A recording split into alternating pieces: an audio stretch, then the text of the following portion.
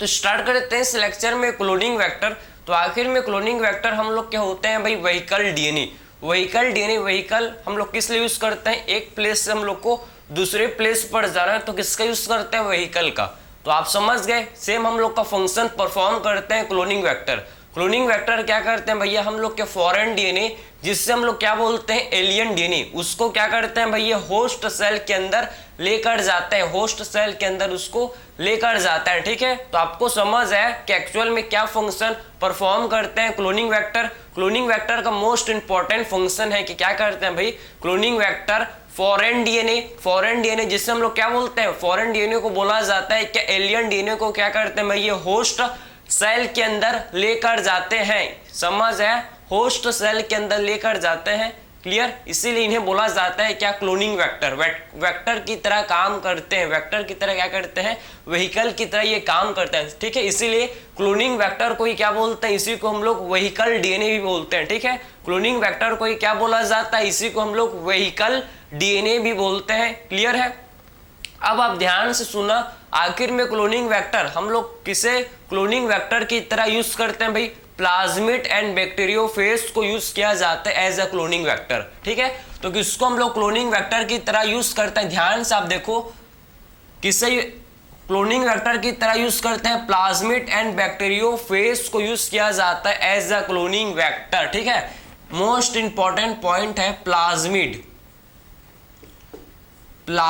And bacteriophage. ठीक है, plasmid and bacteriophage को यूज करते हैं एज अ क्लोनिंग वेक्टर। ठीक है, एज अ क्लोनिंग वेक्टर। ठीक है, तो प्लाज्मिड एंड बैक्टीरियोफेज को क्या करते हैं भाई, क्लोनिंग वेक्टर की तरह इसे हम लोग यूज करते हैं, क्योंकि हम लोग के जो प्लाज्मिड एंड बैक्टीरियोफेज ये क्या कर सकते हैं भाई, ये इंडिपेंडेंट डिवाइड कर सकते हैं बैक्टीरिया सेल के अंदर, बैक्टीरियल सेल के अंदर बिना बैक्टीरियल क्रोमोसोम के हेल्प से। ठीक है, मतलब इनको कोई भी बैक्टीरियल क्रोमोसोम का जरूरत नहीं है, ये खुद ही अपने आप ऑटो रेप्लिकेटिंग इंडिपेंडेंट क्या कर सकते हैं, अपने आप मतलब इंडिपेंडेंट ये क्या कर सकते हैं भाई, ये मल्टीप्लाई कर सकते हैं इनसाइड बैक्टीरियल सेल।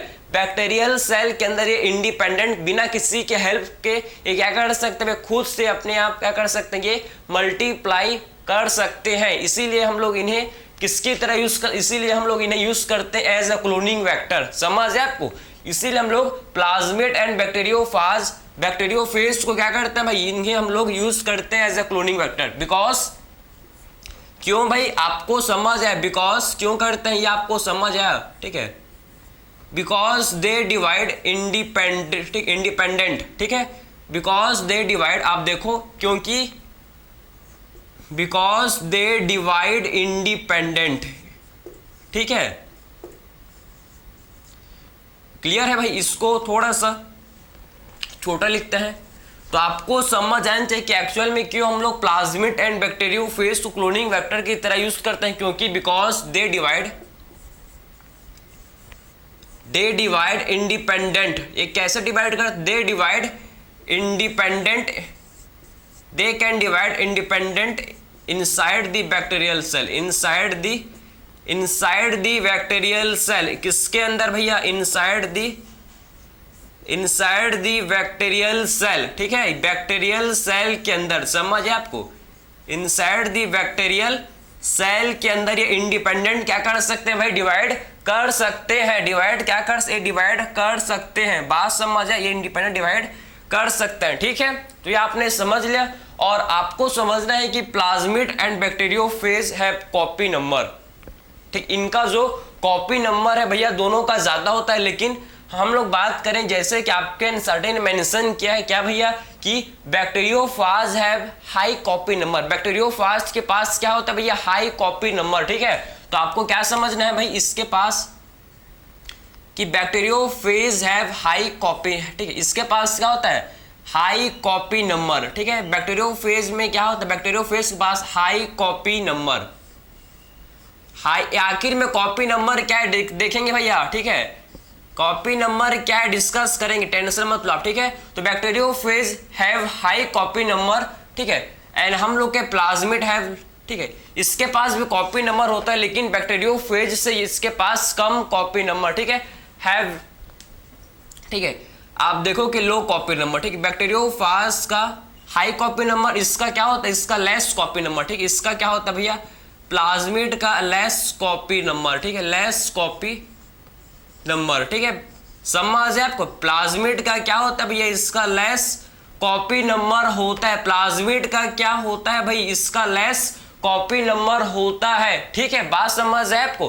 तो आपको समझ गए कि एक्चुअल में plasmid have less copy number, plasmid के पास क्या होता है, लेस कॉपी नंबर होता है, ठीक है।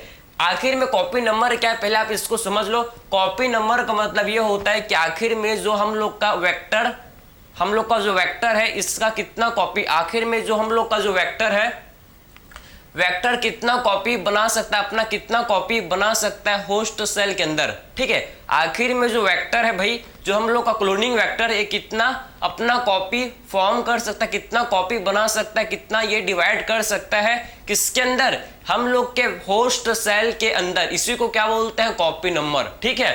तो मैं इसका डेफिनेशन लिख सकता हूं भाई कि कॉपी नंबर किसे बोलते हैं। ये देखो भाई कि एक्चुअल में कॉपी नंबर क्या बोलते हैं, हम लोग इसे लिख सकते हैं, कॉपी नंबर क्या होता है, ठीक है। कॉपी नंबर का डेफिनेशन लिख सकते हैं भाई, number of copy, number of copy formed by vector, ठीक है, number of copy formed bye, समझो ध्यान से, number of copy formed by vector, ठीक है, नंबर ऑफ कॉपी फॉर्म्ड, कितने नंबर ऑफ कॉपी जो कि वेक्टर बना सकता है, ठीक है। नंबर ऑफ कॉपी का मतलब कितना ही अपना, कितना कॉपी का मतलब क्या भाई, कितना ये डिवाइड कर सकता है, ठीक है, समझे, कितना ये डिवाइड कर सकता है, कॉपी का नंबर है, कितना अपना डिवाइड ये कर सकता, कितना बार ये डिवाइड कर सकता है, समझ है आपको। तो number of copy formed by vector, formed by vector, ठीक है।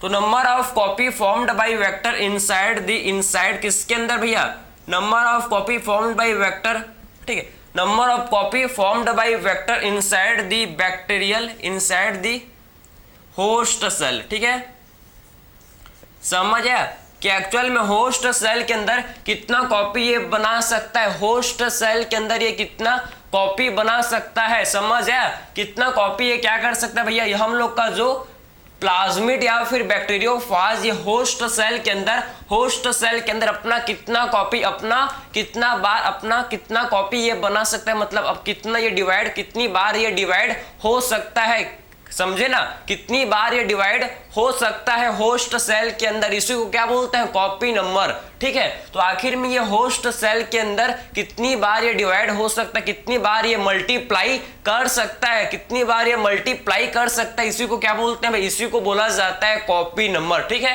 तो इसी को हम लोग क्या बोलते हैं, इसी को बोलते हैं कॉपी नंबर, इसे बोलते हैं। तो ये आपको क्लियर समझ है कि एक्चुअल में कॉपी नंबर किसे बोलते हैं, ठीक है। इसमें आपको किसी भी टाइप का डाउट नहीं होना चाहिए, ठीक है। तो आपने समझ लिया कि एक्चुअल में क्यों हम लोग प्लाज्मिड एंड बैक्टीरियोफेज को यूज करते हैं एज अ क्लोनिंग वेक्टर, ठीक है। अब इसके बाद क्या डिस्कस करेंगे भाई, इसके बाद हम लोग डिस्कस करेंगे फीचर, कि एक्चुअल में क्या कौन कौन से फीचर हैं किसके भैया, क्लोनिंग वेक्टर के, ठीक, इसको हम लोग अब डिस्कस करेंगे, फीचर ऑफ क्लोनिंग वेक्टर, ठीक है। तो इसको आप नोट कर सकते हो, फिर डिस्कस करेंगे फीचर्स ऑफ क्लोनिंग वेक्टर, ठीक है। समझ आ रहा है आपको, चलो भाई। समझ क्यों नहीं आएगा, क्योंकि समझाने वाला हूं मैं और समझने वाले आप हो, ठीक है, अच्छे वाले हो, ठीक है। कंसंट्रेशन के साथ समझो भाई, ईच एंड एवरीथिंग आपको क्लियर होगा 100%, ठीक है। समझ आ रहा है आपको 100% आपको चीजें समझ आने लगेंगी, बस आप एक बार कॉन्सेंट्रेट के साथ सुनो भाई।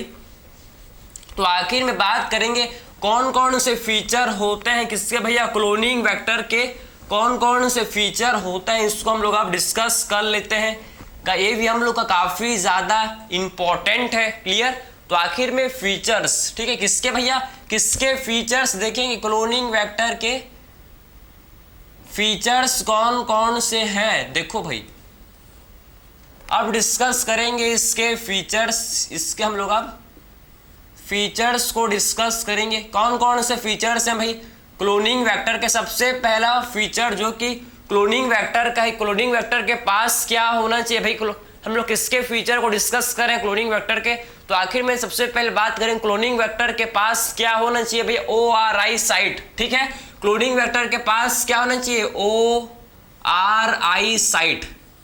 ठीक है, ORI साइट किसे बोलते हैं, origin of replication. ORI site किसे बोला जाता है, ओरिजिन ऑफ रेप्लिकेशन। ठीक है, समझे ना। तो ORI साइट किसे बोलते हैं, इसे बोलते हैं भैया हम लोग क्या बोलते, इसे बोला जाता है ओरिजिन ऑफ रेप्लिकेशन। ठीक है, ओरिजिन ऑफ रेप्लिकेशन, इसे हम लोग क्या बोलते हैं, ओरिजिन ऑफ रेप्लिकेशन इसे बोलते हैं। ठीक है, तो ORI साइट किसे बोलते हैं भैया, ओरिजिन ऑफ रेप्लिकेशन इसे बोलते हैं। तो आखिर में ORI साइट वो साइट है जहां से रेप्लिकेशन क्या होता है भाई, स्टार्ट होता है। नाम से ही काम समझना इसका, ORI साइट। मैं हूं ORI साइट, मैं क्या करता हूं भैया, मैं यहां से रेप्लिकेशन को स्टार्ट करता हूं। ठीक है, तो ORI साइट ये क्या है भैया, ये हम लोग का ओरिजिन ऑफ रेप्लिकेशन है। ये वो साइट है जहां से क्या होता है, रेप्लिकेशन स्टार्ट होता है, यहां से रेप्लिकेशन स्टार्ट होता है। ठीक है,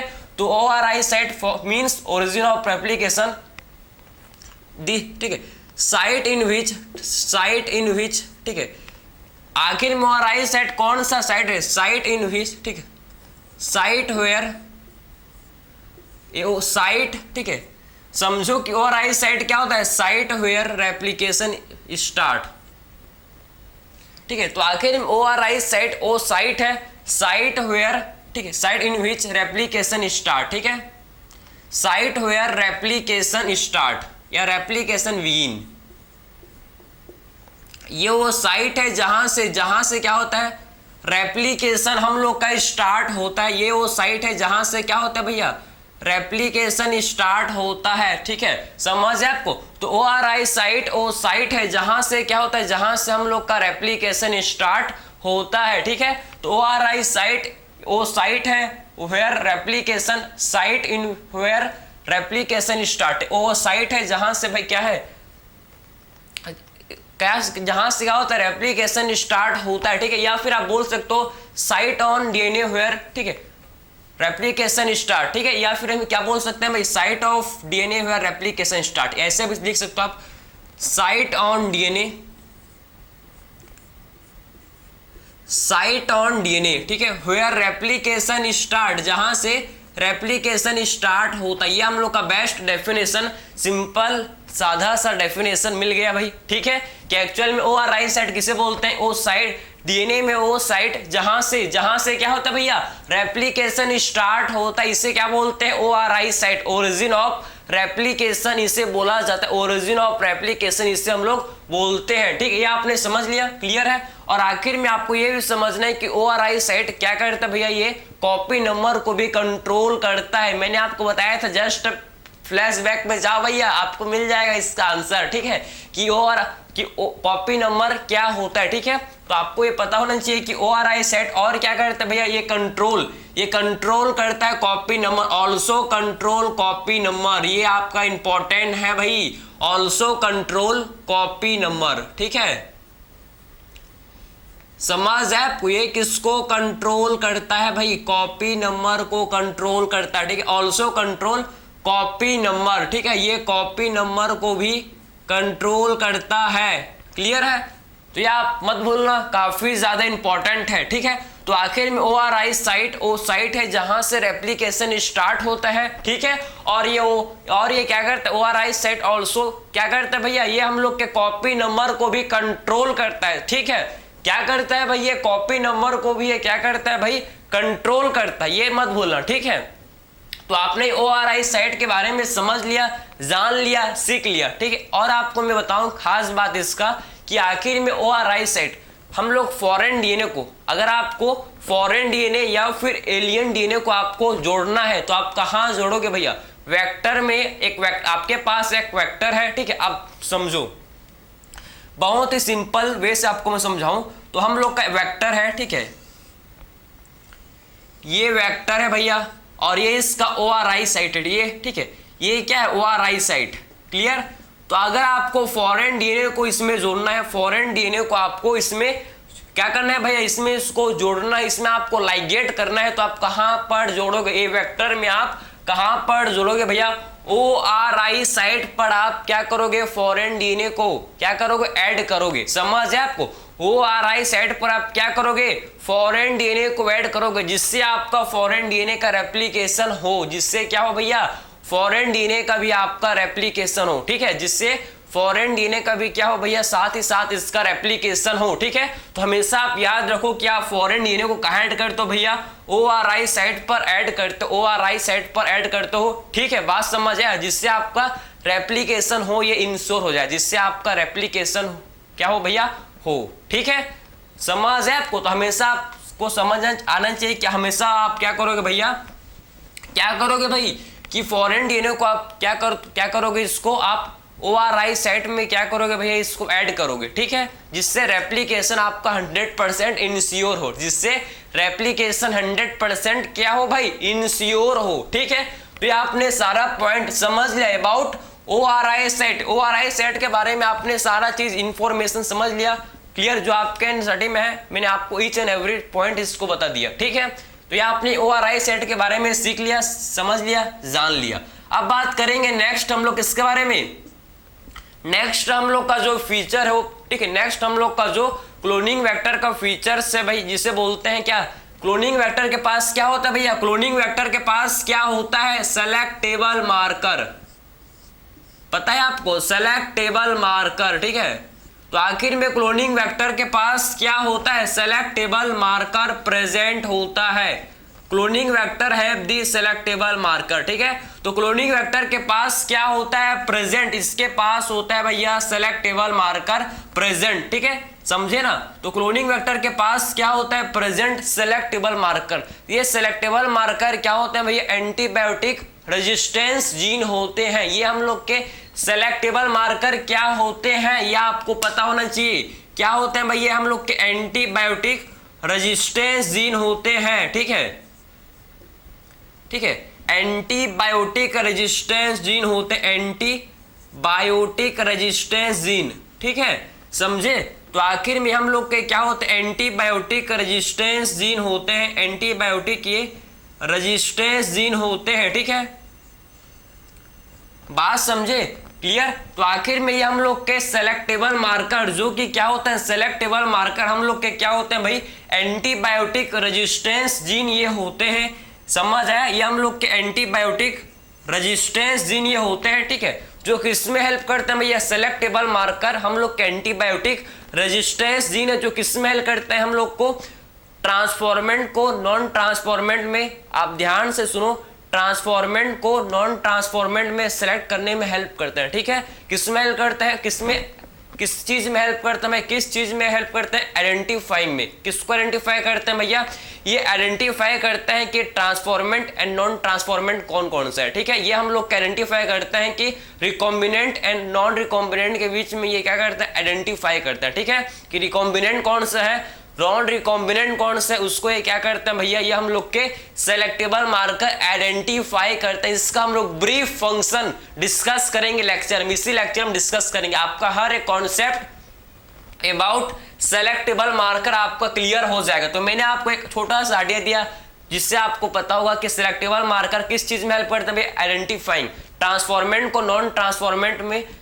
समझो ना आप, कि ट्रांसफॉर्मेंट को आइडेंटिफाई करने में हेल्प करते हैं, रिकॉम्बिनेंट एंड नॉन रिकॉम्बिनेंट को आइडेंटिफाई करने में ये हेल्प करते हैं। ठीक है, सेलेक्टेबल मार्कर जो जैसे कि आपके एनसीईआरटी में इसका एग्जांपल है, जैसे कि हम लोग के होते हैं भैया क्या, एम्पीसिलिन रेजिस्टेंस जीन, ठीक है, tetracycline resistance gene, kanamycin chloramphenicol, ये आपके सारे के सारे क्या, ये हम लोग के सारे सेलेक्टेबल मार्कर है। ये सारे के सारे क्या है भैया, सेलेक्टेबल मार्कर। ठीक है, जिनको यूज करके क्या करते हैं भैया हम लोग, जिनको यूज करके आइडेंटिफाई करते हैं कि ट्रांसफॉर्मेंट एंड नॉन ट्रांसफॉर्मेंट कौन है, रिकॉम्बिनेंट नॉन रिकॉम्बिनेंट कौन सा, इसको हम लोग आइडेंटिफाई करते हैं by the help of selectable marker, by the help of selectable marker के हेल्प से। ठीक है, ये आपको चीज समझ आए क्या, ये आपको चीज समझ आना चाहिए। ठीक है, ये आपको चीज समझ, इसको ब्रीफ में डिस्कस करेंगे, टेंशन नहीं लेने का। ठीक है, इसको ब्रीफ में डिस्कस करेंगे। ठीक है,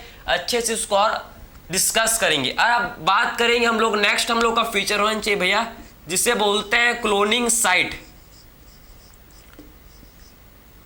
क्या होना चाहिए, क्लोनिंग साइट। ठीक है, क्लोनिंग वेक्टर के पास क्लोनिंग साइट होना चाहिए भाई। क्लोनिंग वेक्टर के पास क्या होना चाहिए, क्लोनिंग साइट। पता है कि एक्चुअल में क्लोनिंग साइट किसे बोलते हैं, पता है भैया कि एक्चुअल में क्लोनिंग साइट किसे बोला जाता है, क्लोनिंग साइट या फिर इसी को बोलते हैं क्या, रेस्ट्रिक्शन साइट। रेस्ट्रिक्शन साइट या फिर रिकॉग्निशन साइट इसे बोला जाता है। क्लोनिंग साइट वो साइट है जहां पर हम लोग का रेस्ट्रिक्शन एंजाइम कट करता है, समझे, जहां पर हम लोग का क्या करता है भैया, जो रेस्ट्रिक्शन एंजाइम है ये हम लोग के क्लोनिंग साइट पर ही क्या करता है भाई, कट करता है, समझे ना। तो क्लोनिंग साइट वो साइट है जहां पर हम लोग का रेस्ट्रिक्शन एंजाइम कट करता है और यहां पर हम लोग का जो है फॉरेन डीएनए ऐड होता है। समझ है आपको, क्लियर है, समझ है आपको, क्लियर। तो cloning site where restriction enzyme makes cut. ठीक है, आपको समझना है कि क्या होता है भाई इसका डेफिनेशन,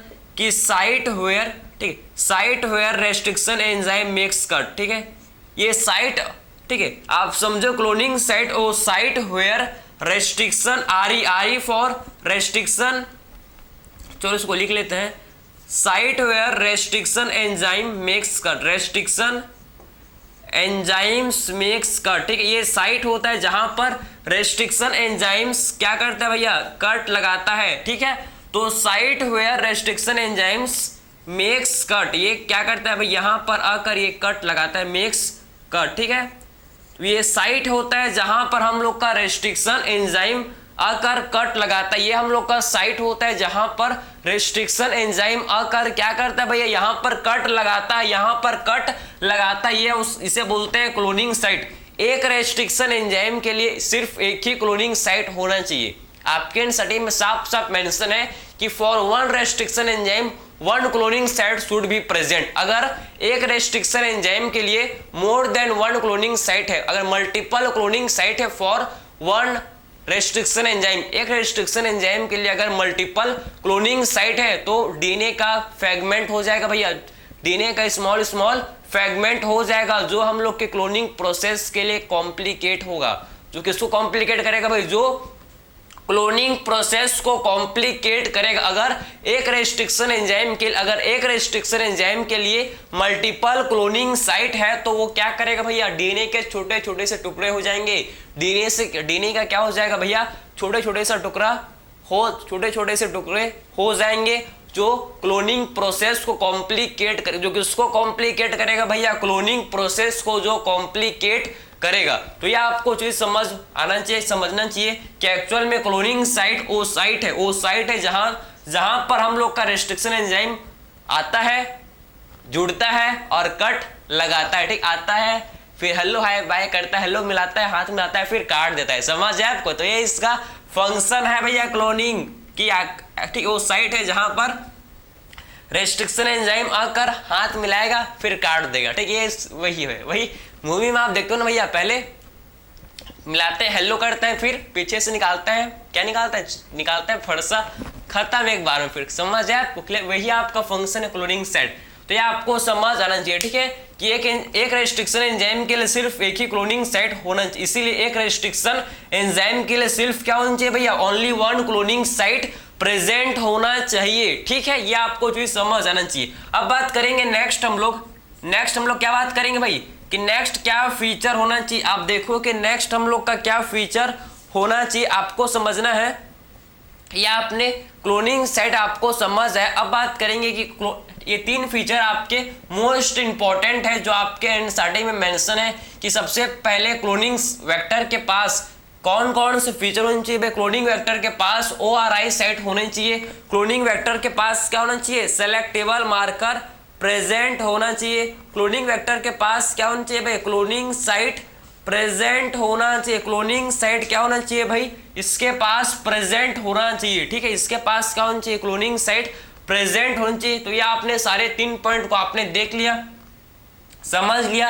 अब इसको ब्रीफ में डिस्कस करेंगे कि एक्चुअल में कैसे, मतलब हम लोग रिकॉम्बिनेंट एंड नॉन रिकॉम्बिनेंट, हम लोग कैसे ट्रांसफॉर्मेंट एंड नॉन ट्रांसफॉर्मेंट को आइडेंटिफाई करते, सब चीज को डिस्कस करेंगे। सबसे पहले आपको इसको समझने से पहले हम लोग को एक आर्टिफिशियल क्लोनिंग वेक्टर जिसे बनाया गया था उसको डिस्कस करेंगे। बोलिवर एंड रोड्रिग्यूज ने बोलीवर एंड रोड्रिग्यूज ने क्या किया था भैया, इन्होंने आर्टिफिशियल क्लोनिंग वेक्टर को डिजाइन किया है भैया। इसको डिस्कस काफी ज्यादा इंपॉर्टेंट है, काफी क्वेश्चन यहां से बनता है, ठीक है। तो आखिर में हम लोग आर्टिफिशियल क्लोनिंग वेक्टर को डिस्कस करेंगे, उसके बाद देखेंगे कैसे हम लोग recombinant, non recombinant, transformant, non transformant को कैसे आइडेंटिफाई करते हैं, इसको हम लोग अब डिस्कस करेंगे। तो ये आपने फीचर के बारे में, 3 फीचर के बारे में समझ लिया, जैसे कि आपके एनसीईआरटी में मेंशन है। भैया मैं इसको पूरा आपके एनसीईआरटी को नहीं छापा अभी, ठीक है, जो इंपॉर्टेंट लगा मेरे को उसको मैंने बताया, बाकी आप इसको डेफिनेशन आप इसके एनसीईआरटी का पढ़ सकते हो भाई, कोई दिक्कत नहीं है, ठीक है। चलो तो अब डिस्कस करेंगे भाई हम लोग क्या, अब डिस्कस करेंगे हम लोग आर्टिफिशियल क्लोनिंग, जो आर्टिफिशियली बनाया गया था भैया लैब में, इसको डिस्कस करेंगे, ठीक है। प्लाज्मिड का एक वेक्टर है जिसे बोलते हैं PVR322, जिसे क्या बोला जाता है भाई, PVR322, ठीक है। तो एक वेक्टर है जिसे बोलते हैं, काफी इंपॉर्टेंट वेक्टर, आर्टिफिशियली इसे बनाया गया है, नेचुरल, ठीक है, नेचुरल नहीं होता भाई, ये आर्टिफिशियल है, तो ये आपको समझना है, ठीक है। आर्टिफिशियल है, नेचुरल ये नहीं है, ठीक है। देखो ध्यान से समझना, काफी ज्यादा इंपॉर्टेंट है, ठीक है। ये हम लोग का क्लोनिंग वेक्टर बन रहा है भाई, ठीक है, ये हम लोग का क्या बन रहा है, क्लोनिंग वेक्टर, ठीक है। ये इसको आप ध्यान से, आप भी अपने कॉपी में इसको डिजाइन कर सकते हो भैया इसका, ठीक है। ये हम लोग का क्लोनिंग वेक्टर, ध्यान से इसको आप देखो, कौन कौन से इसमें साइट होता है, कितने साइट, सब चीज को डिस्कस करेंगे, सब चीज को क्या करेंगे भैया, इसका डिस्कस करेंगे। ये देखो भाई ध्यान से देखो, काफी ज्यादा इंपॉर्टेंट है ये हम लोग का क्या बन गया, ये हम लोग का देखो, ये हम लोग का PVR322 वेक्टर, ये कौन सा वेक्टर है, PVR322 वेक्टर, ये हम लोग का PVR322 वेक्टर है, ठीक है। समझ आप, ये हम लोग का PVR322 वेक्टर है, ठीक है, PVR322 वेक्टर है ये, ठीक है। ये देखो ये हम लोग का बन गया भाई, ये हम लोग का बन गया, ठीक है,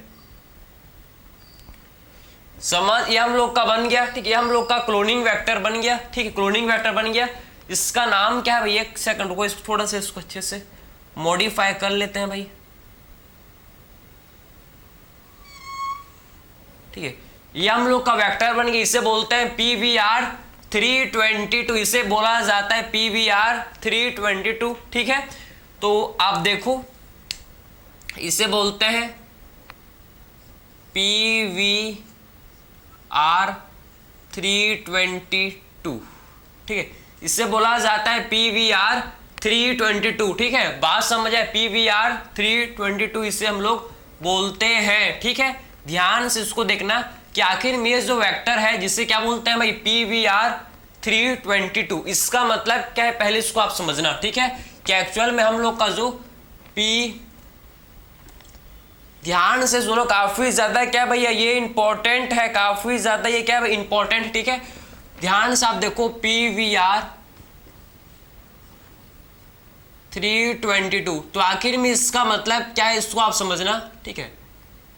आखिर में P स्टैंड फॉर, P किसके लिए स्टैंड करता है, plasmid, P stand for plasmid, ठीक है। ये जो हम लोग का प्लाज्मिड किसको, P फॉर प्लाज्मिड, ठीक है,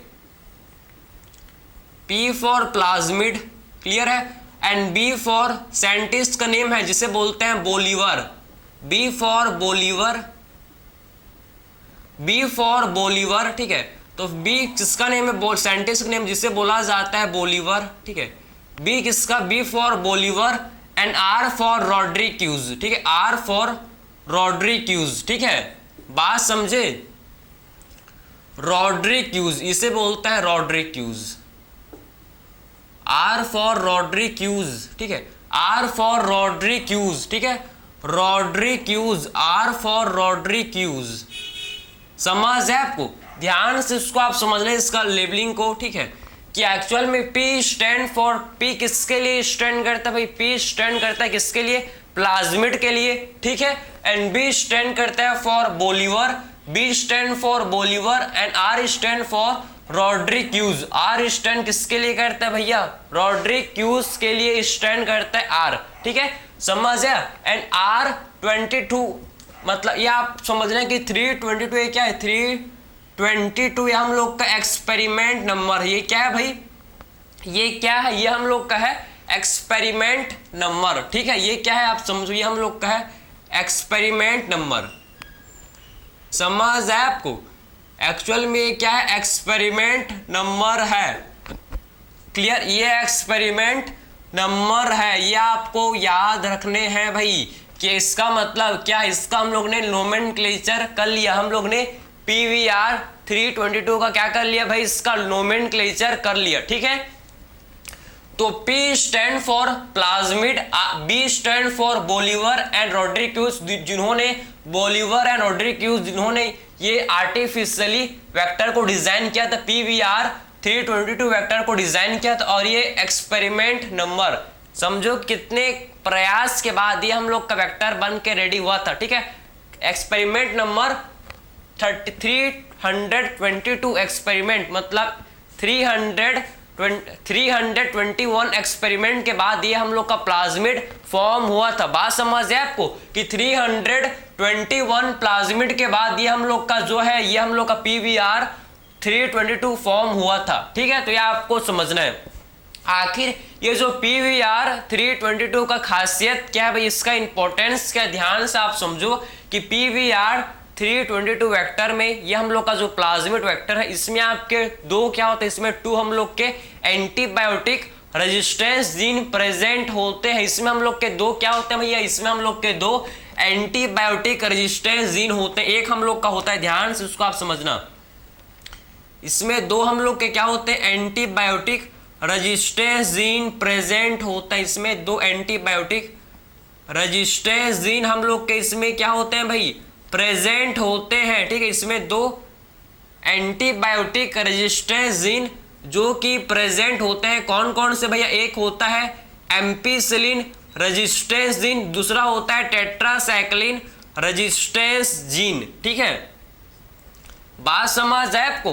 तो इसमें हम लोग के दो एंटीबायोटिक रेजिस्टेंस जीन होते हैं भाई, एक हम लोग का होता है एम्पिसिलिन रेजिस्टेंस जीन, ठीक है, AMPR ampicillin resistance gene, and TETR tetracycline resistance gene. इसमें हम लोग के दो एंटीबायोटिक रेजिस्टेंस जीन प्रेजेंट होते हैं भाई। इसमें हम लोग के दो एंटीबायोटिक रेजिस्टेंस जीन क्या होते हैं भैया, इसमें प्रेजेंट होते हैं। समझ आया आपको। एक हम लोग का एम्पिसिलिन रेजिस्टेंस जीन, एक हम लोग का है टेट्रासाइक्लिन रेजिस्टेंस जीन। इसमें क्या होता है भाई, इनमें हम लोग का प्रेजेंट होता है। क्लियर, ये आपको समझना है ध्यान से, ठीक है। क्लियर है नहीं, आप बताओ जो मेरे को। तो एम्पिसिलिन रेजिस्टेंस जीन एक हम लोग का है, दूसरा है भाई टेट्रासाइक्लिन रेजिस्टेंस जीन, इसमें क्या होता है, प्रेजेंट होता है। क्लियर, तो ये आपको समझना है अच्छे से। तो प्लाज्मिड, आप ध्यान से सुनो, प्लाज्मिड बोलीवर रोड्रिग्यूज ने 322 बार एक्सपेरिमेंट किया था, तब ये बना था, ठीक। अब देखो कि एक्चुअल में हम लोग के टोटल आप देखो कि ampicillin resistance gene and tetracycline resistance, ये हम लोग के दो क्या है भैया, इसमें सेलेक्टेबल मार्कर, ये जो प्लाज्मिड है इसमें ये दो सेलेक्टेबल मार्कर, एक हम लोग का एम्पिसिलिन रेजिस्टेंस जीन, एक हम लोग का है टेट्रासाइक्लिन रेजिस्टेंस। इसमें हम लोग के 2 सेलेक्टेबल मार्कर प्रेजेंट हैं। इसमें 2 सेलेक्टेबल मार्कर क्या है भाई, इसमें प्रेजेंट हैं। आपको ये समझना है कि एम्पिसिलिन रेजिस्टेंस जीन में 2 क्लोनिंग साइट, इसमें हम लोग के क्लोनिंग साइट किसे बोलते हैं, मैंने आपको बताया था क्लोनिंग साइट को क्या बोलते हैं भाई, इसी को हम लोग रेस्ट्रिक्शन साइट बोलते हैं, या फिर इसी को क्या बोला जाता है, रिकॉग्निशन साइट, ठीक है। तो क्लोनिंग साइट को ही क्या बोला जाता है, रेस्ट्रिक्शन साइट, या फिर इसे क्या बोलते हैं, या रिकॉग्निशन साइट, इसी को ही बोलते हैं, ठीक है। तो आपको क्या समझना है कि जो एम्पिसिलिन रेजिस्टेंस जीन, इसका फुल फॉर्म क्या है, एम्पिसिलिन रेजिस्टेंस जीन, इसमें आपके 2 क्लोनिंग साइट होते हैं प्रेजेंट। इसमें हम लोग के 2 क्लोनिंग साइट होते हैं। कौन कौन से इसमें क्लोनिंग साइट होते हैं भाई, इसमें हम लोग का एक क्लोनिंग साइट होता है भाई, देखो ध्यान से, जिसे बोलते हैं PV1। इसमें होता है एक पहला क्लोनिंग साइट जिसे क्या बोलते हैं, PV1 बोला जाता है। इसमें हम लोग का दूसरा जो क्लोनिंग साइट होता है प्रेजेंट, जिसे क्या बोलते हैं भाई, जिसे बोलते हैं PST1। समझ है आपको, इसमें 2 क्लोनिंग साइट होते हैं, क्लियर है। इसमें हम लोग के क्या होते हैं भैया, 2 क्लोनिंग साइट होते हैं, क्लियर। समझ आ रहा है नहीं आ रहा मेरे को बताओ तो जरा आप, क्लियर है। इसमें 2 क्लोनिंग साइट होते हैं प्रेजेंट। एक हम लोग का होता है जिसे बोलते हैं PV, आप देखो PVU1, ठीक है, आप देखो PVU1, ठीक है। और दूसरा जो क्लोनिंग साइट इसमें हम लोग का प्रेजेंट होता है जिसे क्या बोलते हैं भाई, जिसे बोलते हैं PHT1, PVU1, PVU1, PHT1। ये हम लोग के क्या है भाई, ये हम लोग के क्लोनिंग साइट है, ये हम लोग के क्लोनिंग साइट है, ठीक है। ये हम लोग के क्या है, क्लोनिंग साइट है, बात समझ है। ये हम लोग के क्या है भाई, क्लोनिंग साइट, ठीक है। मतलब यहाँ पर PV1 आकर क्या कर सकता है भैया, इसको कट कर सकता है। यहाँ पर क्या कर सकता है, जो PV1 है, ये PVU1 है, ये यहाँ पर आकर कट कर सकता है। और ये हम लोग का PHT1 यहाँ पर एम्पिसिलिन रेजिस्टेंस जीन पर आकर कट कर सकता है, समझ आया।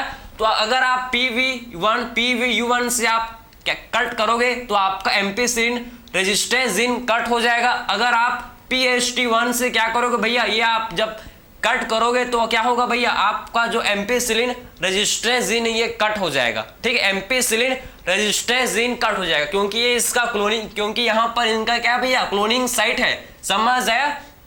तो चाहे आप PVU1 से या फिर PHT1 से जब आप कट करोगे तो आपका जो एम्पिसिलिन रेजिस्टेंस जीन है ये हम लोग का कट हो जाएगा। एम्पिसिलिन रेजिस्टेंस जीन क्या हो जाएगा भाई, ये हम लोग का कट हो जाएगा। तो ये आपको समझ आना चाहिए, ठीक है। अब सेकेंड जो हम लोग का टेट्रासाइक्लिन रेजिस्टेंस जीन है, इसमें भी हम लोग के क्या है भाई, इसमें हम लोग के क्या है भैया, 2 क्लोनिंग साइट प्रेजेंट। इसमें भी हम लोग के 2 क्लोनिंग साइट प्रेजेंट है। कौन कौन से इसमें क्लोनिंग साइट प्रेजेंट है, जिसको आप ध्यान से सुनना, ठीक है। तो कौन कौन से इसमें क्लोनिंग साइट प्रेजेंट है, इसको आप ध्यान से सुनना, ठीक है। तो आपको समझना है कि टेट्रासाइक्लिन रेजिस्टेंस जीन में 2 क्लोनिंग साइट प्रेजेंट है। कौन कौन से हैं भाई, इसमें एक हम लोग का प्रेजेंट है क्लोनिंग साइट जिसे क्या बोलते हैं भाई, जिसे बोलते हैं, देखो इसे बोला जाता है BAMH1। BAMH1 इसमें जो हम लोग का क्लोनिंग साइट प्रेजेंट है इसे बोलते हैं BAMH1, ठीक है। और दूसरा इसमें जो हम लोग का क्लोनिंग साइट प्रेजेंट है जिसे क्या बोलते हैं भैया, जिसे बोला जाता है SAL1, ठीक है, ठीक है।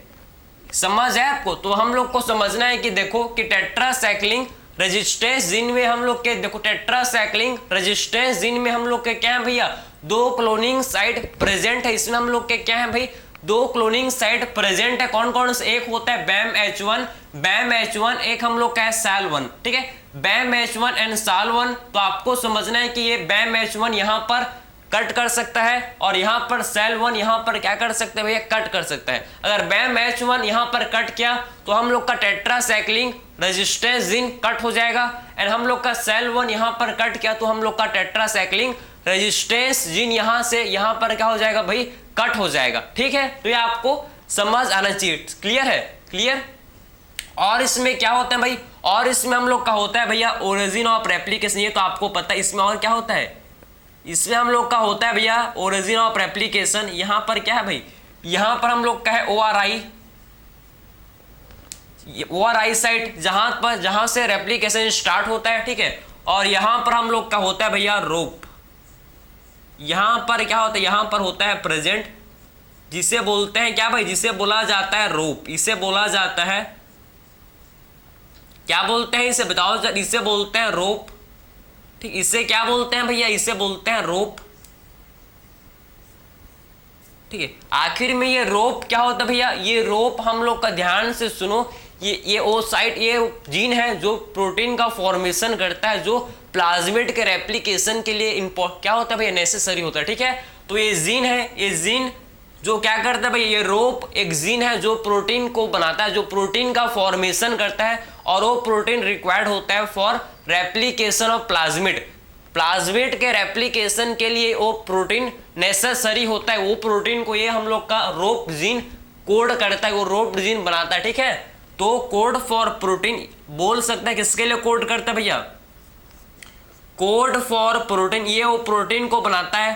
Code for protein that is required for, that is वो प्रोटीन के लिए कोड करता है जो कि रिक्वायर्ड फॉर रेप्लिकेशन, ठीक है, ये कोड करता है प्रोटीन के लिए भाई, ये प्रोटीन के लिए कोड करता है, code for protein that is required for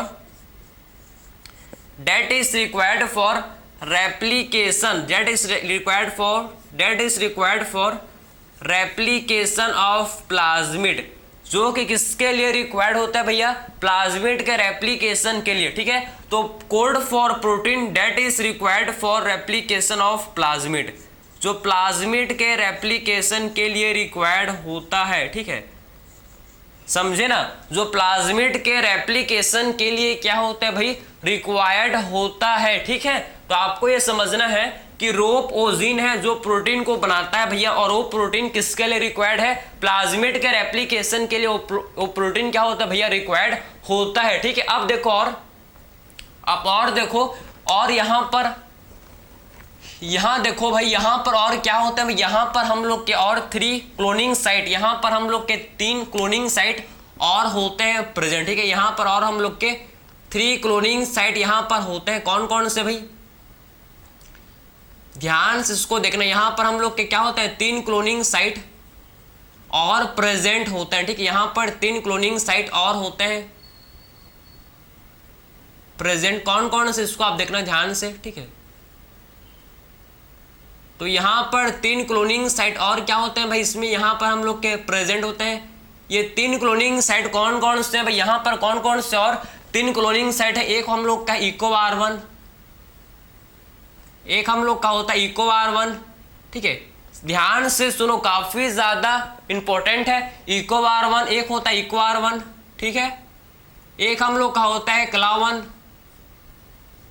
एक होता है CLA1, एक होता है HIND3, एक हम लोग का होता है जिसे बोलते हैं HIND3। समझ आए आपको? तो आपको क्या समझना है, इसमें हम लोग के ऊपर में जस्ट टॉप में हम लोग को 3 क्लोनिंग साइट देखने को मिलेगा। हम लोग को टॉप में हम लोग को क्या देखने को मिलेगा, टॉप पर हम लोग को 3 क्लोनिंग साइट देखने को मिलेगा। कौन कौन से क्लोनिंग साइट हम लोग को देखने को मिलेगा भाई, EcoR1, CLA1 एंड HIND3, ठीक है। EcoR1, CLA1 एंड HIND3 हम लोग को यहाँ पर 3 क्लोनिंग साइट देखने को मिलेगा। यहाँ पर हम लोग को 3 क्लोनिंग साइट देखने को मिलेगा। तो टोटल PVR 322 में टोटल कितने क्लोनिंग साइट है, टोटल इसमें हम लोग को 8 क्लोनिंग साइट प्रेजेंट होते हैं। समझ आया आपको? टोटल इसमें 8 क्लोनिंग साइट क्या होते हैं भैया, इसमें प्रेजेंट होते हैं, 8 क्लोनिंग साइट इसमें प्रेजेंट होते हैं, ठीक है। ये चीज आपको पता होना चाहिए कि जो हम लोग का वेक्टर है PVR 322, ये इसमें हम लोग के टोटल इसमें हम लोग के 8 क्लोनिंग साइट यहाँ इसमें हम लोग क्या होते हैं भैया, 8 क्लोनिंग साइट प्रेजेंट होते हैं, 2 सेलेक्टेबल मार्कर होते हैं, ठीक है। 8 क्लोनिंग साइट टोटल इसमें क्या होते हैं भैया, PVR 322 वेक्टर में क्या होता है, इसमें 8 क्लोनिंग साइट प्रेजेंट होते हैं। इसमें हम लोग के 8 क्लोनिंग साइट जो कि क्या होते हैं, प्रेजेंट होते हैं। तो यह आपने समझ लिया कि एक्चुअल में यह हम लोग का क्लोनिंग आर्टिफिशियली बनाया गया था भैया। क्लोनिंग वेक्टर को किसने बनाया था, बोलिवर एंड रोड्रिग्यूज ने इसको आर्टिफिशियली इसको बनाया था। इसको आपको याद रखना है भैया कि 2 सेलेक्टेबल मार्कर है, ampicillin resistance gene and tetracycline resistance gene. Ampicillin resistance gene में 2 हम लोग के क्या भैया क्लोनिंग साइट है, PVU1 एंड PHT1, ठीक है। एंड टेट्रासाइक्लिन रेजिस्टेंस जीन में 2 हम लोग के क्या भैया, हम लोग के 2 क्लोनिंग साइट है, BAMH1 SEL1। टॉप में 3 क्लोनिंग साइट है, EcoR1, CLA1 and HIND3, EcoR1, CLA1 and HIND3, ठीक है। और आपको ध्यान रखना है कि ये हम लोग के रॉक पर भी क्या होता है, रॉक में भी हम लोग के एक क्लोनिंग साइट होता है, इसमें भी एक क्लोनिंग साइट होता है जिसे क्या बोलते हैं, PV2, इसे बोला जाता है PV2। तो रॉक पर भी हम लोग का क्लोनिंग साइट जो कि प्रेजेंट होता है जिसे क्या बोलते हैं, जिसे बोलते हैं हम लोग क्या है भैया, PVU2। या इसमें हम लोग के रोप पर भी 2 क्लोनिंग, रोप पर में क्या होता है, क्लोनिंग साइट होता है जिसे बोलते हैं PVU2। तो ये आपने समझ लिया। तो इसको करते हैं रफ। अब ये हम लोग का हो गया भाई, ठीक है, ये हम लोग का हो गया। अब इसको कुछ एक्सप्लेनेशन करते हैं भैया आपको इसको, ठीक है, कुछ इसको एक्सप्लेनेशन करते हैं, ठीक है। देखो यह आपका हो गया, ठीक है, यह आपका हो गया। अब ध्यान से इसको आप समझना, अगर मैं क्या करूं भाई, अगर मैं क्या करूं, अगर मैं, ठीक है, अगर मैं क्या करूं कि ये जो हम लोग का प्लाज्मिड वेक्टर है, ये जो प्लाज्मिड वेक्टर, ध्यान से आप समझना, अगर मैं बैम H1 से इस प्लाज्मिड को मैं क्या करूं, ध्यान से उसको आप सुनो कि अगर मैं क्या करूं, इस प्लाज्मिड को मैं, ये जो वेक्टर, इसको मैं, ये वेक्टर को अगर मैं क्या करूं, ये जो वेक्टर है PVR 322, अगर मैं इसको बैम H1 से कट करूं, इसको मैं कहां से, किसमें, अगर मैं इसको कहां से कट करूं भाई, अगर मैं इसको किससे कट करूं, अगर मैं इसको बैम H1 से क्या करूं, ये जो हम लोग का PV322 वेक्टर, अगर मैं इसको बैम H1 से कट करूं, बैम H1 से अगर मैं इस प्लाज्मिड को कट करूं, तो क्या हो जाएगा भैया, यहां पर कट लग जाएगा, यहां पर कट लग जाएगा। इसको मैं अगर यहां से कट करूं, यहां से मैं इसको कट करूं, बैम H1 से मैं क्या करूं, इस वेक्टर को कट करूं, तो यहां पर क्या लग जाएगा भैया, यहां पर क्या लग जाएगा, ये देखो भाई, यहां पर क्या लग जाएगा, यहां पर कट लग जाएगा, यहां पर क्या लग जाएगा, ठीक है, यहां पर क्या लग जाएगा, यहां पर कट लग जाएगा भाई, यहां पर कट लग जाएगा, यहां पर क्या लग जाएगा, कट लग जाएगा, ठीक है। तो अगर मैं बैम H1 से, आप देखो मैंने क्या किया, मैंने बैम H1 से इसको कट किया, बैम H1 से मैंने क्या किया भैया, इसको कट किया, ठीक है। तो यहां पर हम लोग का जो टेट्रासाइक्लिक रेजिस्टेंस जीन था, ये हम लोग का इनएक्टिव हो जाएगा। जब इसको मैं बैम H1 से यहां पर कट करूंगा तो क्या होगा भैया, जो यहां पर हम लोग का टेट्रासाइक्लिक रेजिस्टेंस जीन प्रेजेंट था, ये हम लोग का क्या हो जाएगा भाई, ये हम लोग का इनएक्टिव हो जाएगा, ड्यू टू किसके चलते, मैंने जब इसको कट किया और कट करने के बाद मैंने क्या किया भैया, मैंने यहां पर अपना फॉरेन डीएनए को ऐड किया। मैंने क्या किया, मैंने अपना जो फॉरेन डीएनए, जो मेरा फॉरेन डीएनए था, उसको मैंने क्या किया भैया, यहां पर इसको जोड़ दिया। यहां बैम H1 से मैंने, यहां पर बैम H1 से मैंने कट किया और मैंने अपना फॉरेन डीएनए को भैया यहां पर जोड़ दिया। मैंने क्या किया, मैंने फॉरेन डीएनए को अपना यहां पर जोड़ दिया। मैंने क्या किया भाई, मैंने फॉरेन डीएनए को जोड़ दिया। तो क्या बोलेंगे भाई, तो हम लोग क्या बोलेंगे, क्या बोलेंगे कि जो हम लोग का जो टेट्रासाइक्लिक रेजिस्टेंस जीन था, ये इनएक्टिव हो गया। टेट्रासाइक्लिक रेजिस्टेंस जीन जो कि कैसा हो गया भैया, इनएक्टिव। क्यों इनएक्टिव हो गया भाई, ड्यू टू इंसर्शनल इनएक्टिवेशन। हम लोग ने क्या किया भैया, फॉरेन डीएनए को जब इंसर्ट किया, जब हम लोग ने फॉरेन डीएनए को इंसर्ट किया तो क्या हो गया भैया, जो हम लोग ने जब फॉरेन डीएनए को इंसर्ट किया बैम H1 साइट पर, तो क्या हो गया भैया, टेट्रासाइक्लिक जीन इनएक्टिव हो गया। समझ आया आपको, टेट्रासाइक्लिक जीन क्या हो गया भैया, इनएक्टिव हो गया, ठीक है। तो क्या बोलते हैं हम लोग, इससे बोला जाता है, ध्यान से सुनना, काफी ज्यादा इंपॉर्टेंट, आपके एनसीईआरटी ने मेंशन किया है, तो अटेंशन के साथ आप सुनो भाई, कि इंसर्शनल इनएक्टिवेशन, इसे बोलते हैं इंसर्शनल, इसे क्या बोलते हैं भैया, इंसर्शनल इनएक्टिवेशन। इसे बोला जाता है इंसर्शनल इनएक्टिवेशन ऑफ, क्या बोलेंगे इसको, insertional inactivation of tetracyclic resistance gene. इसे बोलेंगे tetracyclic resistance gene, tetracyclic resistance gene, ठीक है, बात समझे। तो insertional inactivation of tetracyclic resistance gene, insertional मतलब हम लोग ने जब फॉरेन डीएनए को इंसर्ट किया, जब हम लोग ने क्या किया भाई, फॉरेन डीएनए को इंसर्ट किया, तो क्या हुआ भैया, इसीलिए बोलते हैं हम लोग ने जब फॉरेन डीएनए को इंसर्ट किया तो टेट्रासाइक्लिक रेजिस्टेंस जीन इनएक्टिव हो गया। इसीलिए क्या बोला जाता है, इसीलिए बोला जाता है इंसर्शनल इनएक्टिवेशन। किसका भैया, किसका इंसर्शनल इनएक्टिवेशन हो गया, टेट्रासाइक्लिक रेजिस्टेंस जीन का क्या हो गया, इंसर्शनल इनएक्टिवेशन, ठीक है, बात समझे। मतलब इसका मतलब ये है, जब इसको मैं क्या करूं भैया, जब इसको मैं टेट्रासाइक्लिक मीडियम में ग्रो करवाऊंगा, जब इसको मैं क्या करवाऊंगा, टेट्रासाइक्लिक मीडियम में जब इसको मैं PVR 322 वेक्टर को जब मैं ग्रो करवाऊंगा, तो ये हम लोग का ग्रो नहीं कर सकता, ये हम लोग का क्या हो जाएगा, मर जाएगा, ये ग्रो नहीं कर सकता क्योंकि इसके पास जो टेट्रासाइक्लिन रेजिस्टेंस जीन था प्रेजेंट, ये हम लोग का इनएक्टिव हो गया, समझे ना, क्योंकि इसके पास जो टेट्रासाइक्लिन रेजिस्टेंस जीन प्रेजेंट था ये इनएक्टिव हो गया, इसीलिए हम लोग का ये जो आप PBR 322 वेक्टर ये हम लोग के टेट्रासाइक्लिन मीडियम में ग्रो नहीं कर सकता।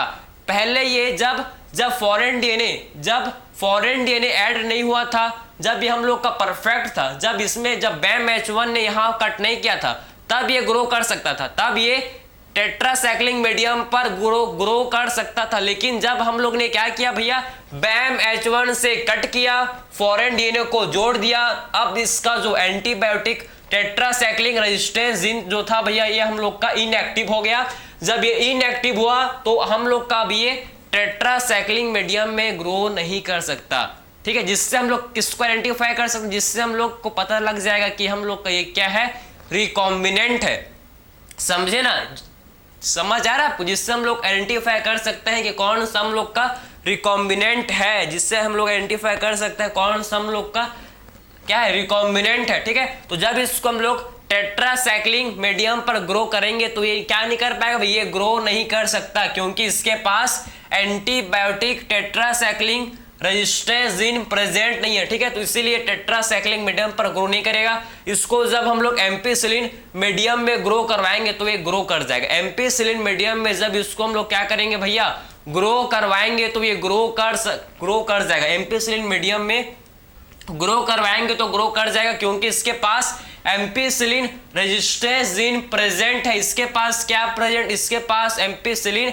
रेजिस्टेंस जीन प्रेजेंट है, एम्पिसिलिन रेजिस्टेंस जीन इसके पास क्या है भाई, प्रेजेंट है। तो बात आप समझे कि क्या डिफरेंस है भैया, इसीलिए जब इसको एम्पिसिलिन मीडियम में ग्रो करेंगे तो ये आपका ग्रो कर जाएगा क्योंकि एम्पिसिलिन रेजिस्टेंस जीन प्रेजेंट है, लेकिन टेट्रासाइक्लिन में रखोगे तो खत्म हो जाएगा भैया, ग्रो नहीं कर सकता, ठीक है। तो इसका कॉन्सेप्ट आपको समझ आया कि एक्चुअल में इंसर्शनल इनएक्टिवेशन कैसे होता है, इसको नेक्स्ट लेक्चर में और ब्रीफ में डिस्कस करेंगे पूरा हम लोग, ठीक है, पूरा हम लोग ब्रीफ में इसको डिस्कस करेंगे नेक्स्ट लेक्चर में, ठीक है। तो ये आपने यहाँ तक आपने समझ लिया कौन कौन से फीचर, मैंने आपको क्लोनिंग वेक्टर के कौन कौन से फीचर होते हैं, मैंने सारे ईच एंड एवरी फीचर को डिस्कस, आई होप आपको ये समझ आया होगा। तो मिलते हैं भाई नेक्स्ट लेक्चर में, ठीक है, तो मिलते हैं नेक्स्ट लेक्चर में, थैंक यू।